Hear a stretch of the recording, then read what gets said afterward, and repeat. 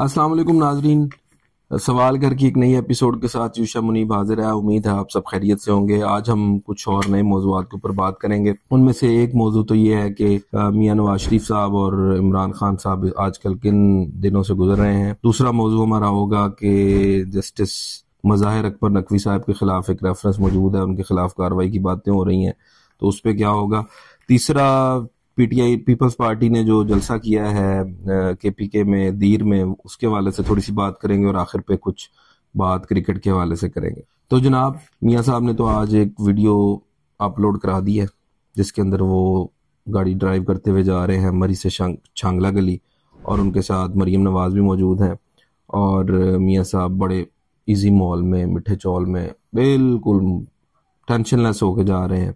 اور دوسری طرف جو چیئرمین پی ٹی آئی ہیں، ان کے اوپر آپ کو پتہ ہے کہ 150 سے زیادہ کیسز ہیں، اور وہ اپنے کیسز پختانے میں لگے ہوئے ہیں، اور بشرا بی بی بھی بار بار جیلوں کے چکر لگا رہی ہیں۔ اب ریسنٹ ڈیولپمنٹ یہ ہوئی ہے کہ کوئی 29-30 لوگوں کے نام ای سی ایل میں ڈال دیے ہیں، جن میں زلفی بخاری بھی ہے، شہزاد اکبر بھی ہے، اور اس کے علاوہ غالباً بشرا بی بی اور عمران خان بھی ہے۔ یعنی کہ پائندہ جڑا باہر جانے والا وقت سی وہ لنگ گیا، اب باہر نہیں جا رہے، اب ای سی ایل میں نام ہے، اب چیزیں اور طرح سے ہوں۔ اچھا جی، تو بھائی اس طرح ہی ہے، پھر کبھی کے دن اچھے کبھی کی راتیں، دنیا ایسے ہی چلتی ہے، کیا کریں۔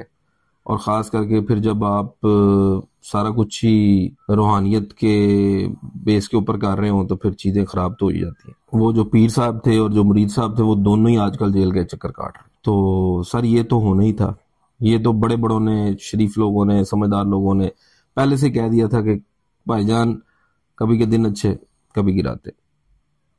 تو دوسری بات جناب ہم کرنا چاہ رہے ہیں آج جسٹس مظاہر اکبر نقوی صاحب کے حوالے سے۔ جسٹس مظاہر اکبر نقوی صاحب کو ایک ریفرنس کا سامنا ہے، جیسا کہ ایک ریفرنس کا سامنا قاضی فائز عیسیٰ صاحب کو تھا، پر قاضی فائز عیسیٰ صاحب والے ریفرنس میں سے وہ بچ بچا کے نکل آئے ہیں، وہ غلط ثابت ہو گیا، وہ واپس لے لیا حکومت نے، جنہوں نے دائر کیا تھا انہوں نے واپس لے لیا۔ اب یہ ہے کہ جسٹس مظاہر اکبر نقوی صاحب، وہ جو ہم خیال ججز تھے ان میں یہ شامل ہیں، تو اب ان کا معاملہ ہے سامنے، اور اب یہ دیکھنے والی بات ہے کہ ان کے ساتھ اس کیس کا انجام کیا ہوتا ہے۔ اگر تو اس کیس کا انجام اس صورت میں ہو کہ جسٹس صاحب کو کے اوپر یہ ریفرنس جو ہے، یہ یعنی ان کو کوئی سزا ہو جاتی ہے، ان کو کوئی ان کی مطلب پوسٹ سے ہٹا دیا جاتا ہے، تو یہ پاکستان کی تاریخ میں میرے خیال میں ایک بڑا مختلف سا واقعہ ہوگا جو اس سے پہلے غالباً نہیں ہوا۔ اور اس کے ہونے کے نتیجے میں ایک اور پھر بات آئے گی کہ ججز کی پروموشن اور ججز کا جو پورا ان کی جو ترقی کا اور ان کے سپریم کورٹ میں آنے کا جو پورا طریقہ کار ہے، اس کے اوپر بھی بات ہونی شروع ہو جائے گی۔ تو امید کرتے ہیں جی کہ جسٹس صاحب ویسے اعظم نذیر تارڑ کے بہت قریبی سمجھے جاتے ہیں، اور ہم توقع کرتے ہیں کہ اعظم نذیر تارڑ صاحب کی سفارش ان کے کام نہیں آئے گی۔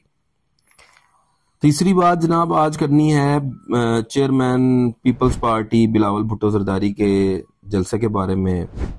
بڑے بندے اکٹھے کر لیے یار انہوں نے وہاں پہ دیر میں، وہ سارے ایسا لگ رہا تھا جیسے پورے کے پی کے سے سارے پختون اکٹھے ہو گئے، اور انہوں نے اس میں بڑی سخت باتیں بھی کی۔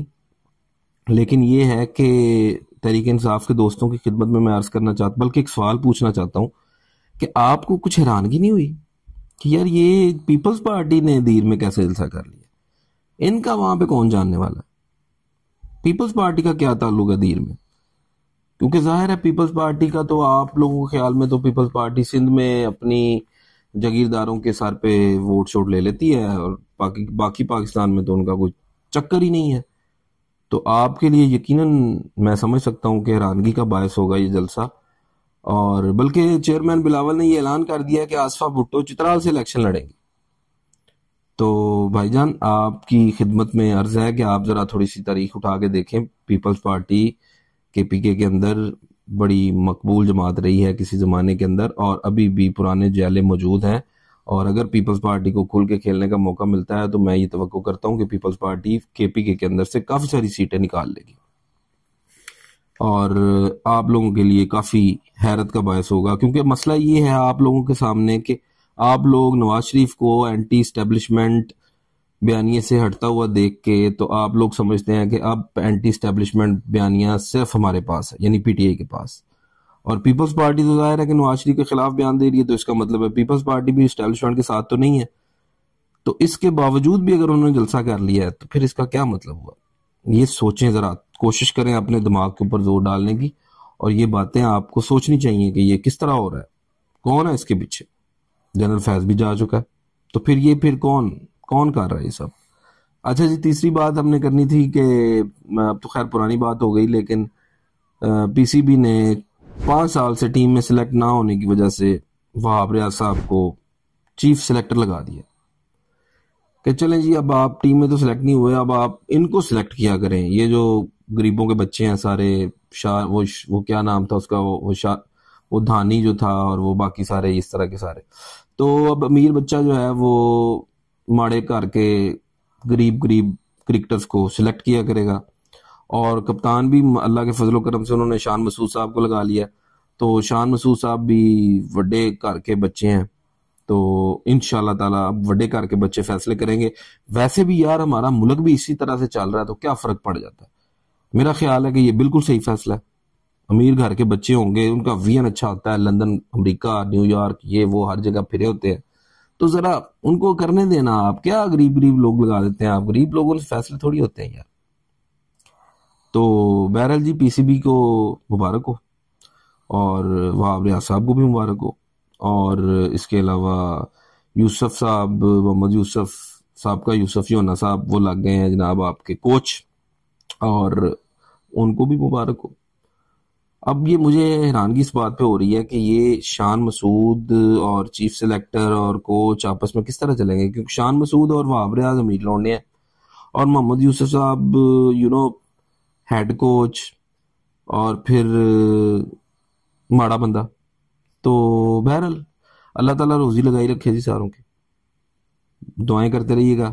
ہماری اگلی ایپیسوڈ ضرور دیکھیے گا. اگر کوئی آپ کو چیز بری لگی ہو تو کامنٹس میں ضرور بتائیے گا. ہمارے پیج کو، ہمارے چینل کو سبسکرائب کیجیے گا، اور اگر کوئی ویڈیو اچھی لگے تو دوستوں کے ساتھ شیئر بھی کیجیے گا. بہت شکریہ.